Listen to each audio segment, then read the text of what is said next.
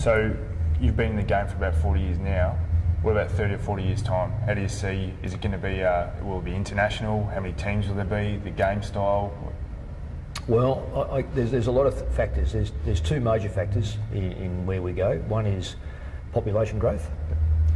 How many teams can the current population support? And that's supported by the other side, which is financial. Now, if both rise, clearly you can have more teams. But how many more teams do you need in a genuinely good competition?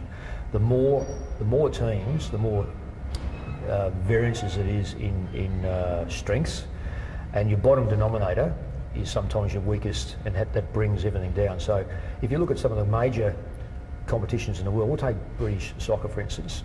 There's 20 teams. Now they haven't. There's division. There's a Premier League, and there's divisions underneath. That's, to me, is the fantastic one, because what it means is that if you're in a second division and you've got your act together and you can win a premiership, you've got a chance to come up.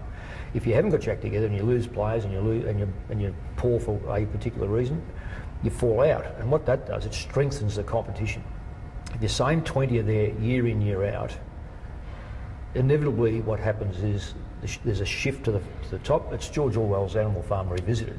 We're all equal, but some are more equal than others, and that'll end up happening. So I think that there'll be an optimum number, and it may well be 20 teams, but 30 years down the track, you'd like to think there could even be a second division supporting the first division. And will it be international? Kennett starts for one over in New Zealand. Again, as I keep saying to people in Tasmania, and we were down in Tasmania just recently, it's okay to have this wonderful wish, but you've got to have $50, $60 million, not only the first year, but add on 10% the second year, and the third year, and the fourth year, because otherwise you will never compete with Collingwood and the Carltons and Essendons and West Coast and Adelaides, because they will regularly have that money. So all the wishing under the sun doesn't do it unless you've got the money. So that's where I think we are the dominant one now, and I love rugby union and league and soccer and that sort of stuff, but Australian rules has captured the imagination of virtually, I can't say the entire continent, but certainly a long way towards it. As these sides develop, of course, they're going to be exposed on TV, so the league will get what they want, but we've got to be careful about overextension. Tell me about, I don't like the words best players, but I like most valuable players. If you were picking a team from scratch, no Collingwood, give me 3 players that you would pick to build a team around. For the immediate future, or for... Right now. Well, I'm currently writing an article for the Australian on one of the great warriors of our games, and that's Lenny Hayes. I admire him because of the fact that he's just, to me, he's the Darren Lockyer of NRL. He's the I won't use any soccer players, but he just epitomises passion and old-fashioned football. I think, without looking at positions, you've got to have people that stand up and ready to take it on the chin. And I think Luke Hodges, he's a bloke that speaks with action.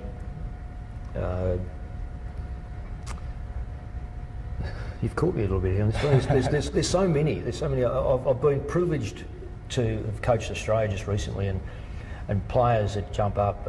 Brent Harvey was captain in 2008, and Adam Goods in 2010, and they were just wonderful leaders. You can't do without leaders. You've got to have good leaders, and those two blokes, they've just stood out. Another young man, and I think he's going to be what I'll class as a warrior too, is Matthew Boyd. I'm highly impressed in his credentials. The way I think he's also a rookie come through. He wears his heart on his sleeve. He's battled his heart out each week. They're the sort of players I love watching go around, because I generally think that most of them have come from. Harvey would have been considered too small. I think Adam Goods to be drafted and go to Sydney as a young man, 17-year-old from country Victoria, to see what he's been able to achieve, some of the greatest accolades of all time, and he fully deserved. And as I said, Matthew Boyd and Lenny Hayes. Lenny Hayes, a Sydney boy, really, and he comes down and makes it so well in this competition. But look, there are so many great players and so many great people. It's a bit of a shame that you have to sort of have to say 4 or 5. Really, there's 40 or 50 great people, and every person I've been associated with the Australian side, and given you the fact that you've said excluding Collingwood players, all of them, I love them all. They're just terrific people. What about young players? Who are the best young players coming through, the next stars of the game in your eyes? Oh yeah, that's a good one, because youth sometimes spits out some wonderful early form. Martin of Richmond, he's an absolute bull, and I think if he keeps his feet on the ground and understands what his role is at Richmond, he's going to be an absolute beauty. Morabito of Fremantle reminds me of a player that's going to be around for a long time. Now, I know he's got the knee at the moment, but he's a young player that's going to go a long way. A couple of players like Rowan of Sydney, I think he's got some, not to say hidden talent, but he's got some raw talent. I like Matera of Gold Coast, because I know what the Materas have done through football. Just watching him, he's a cross between Brent Harvey and Peter Matera, and if you've got a cross between them, he's going to be a fair player. Toddy Banfield, I really like Toddy, because again he's a boy that I took to Ireland, and I like the way he goes about his job up in Brisbane. There's Bryce Gibbs. Is he too young? Is he too old to be called too young? He's been in the system for a few years now, but I love the way he goes about his business as well. But there's a few, and they're a mixture of ages. And that. Yep, good. Who, as I said, you've been in footy a long time. Who are the best players you've ever seen? Not best players you've coached, just the best players you've seen play the game. Okay. Well, the best ones I've seen are none are a Brownlow medalist, and I think that's significant. Yep. Wayne Carey, on one hand, clearly stands out as a key forward, because the striking position in football, how good you decide if you don't have good strikers, or in this case good players that can take a mark and kick a goal, he's been outstanding. And yet I coached a player who beat him regularly in Glenn Jakovic. He'd hate me to say that, but Glenn Jakovic beat him regularly. Yeah. Another player I had the either fortune or misfortune to play on was Lee Matthews. He was just devastating, tough, unrelenting, and this will surprise a lot of people, but I reckon that this player was also very, very tough, strong-minded. Is Kevin Bartlett, wonderful player.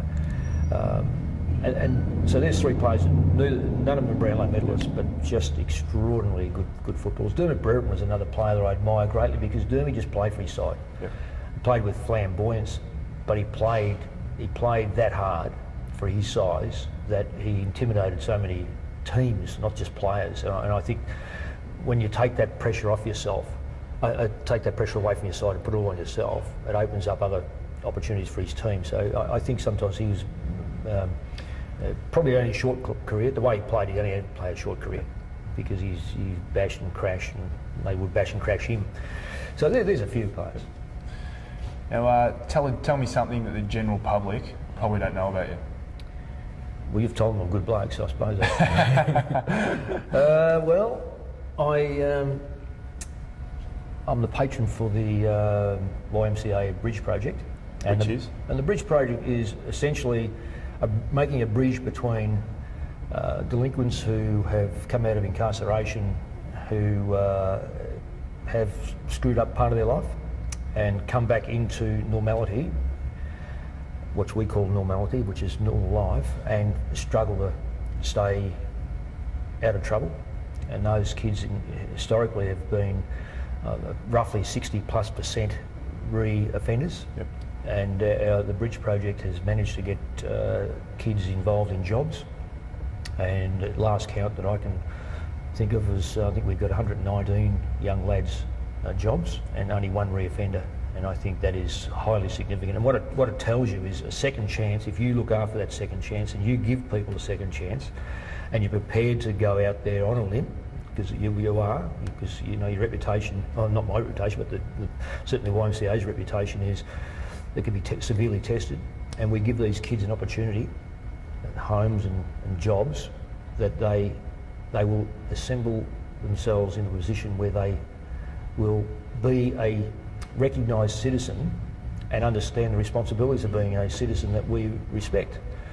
And that's a job that I toy with from time to time, because it's given kids a second chance, and yet are we looking after the kids that don't need a second chance? And sometimes we're not looking after them as well. So I'm torn all the time in this job, but you've got to give people a second. Mick Malthouse, in the last 20 years, how have you changed? 20 years. I've gone from a young coach to an old coach. I've gone from being reasonably dark-haired to grey-haired, and I think that's the worry of waking up Monday mornings and thinking, is there going to be a phone call to say that someone's got themselves into trouble, or what injuries we've got, or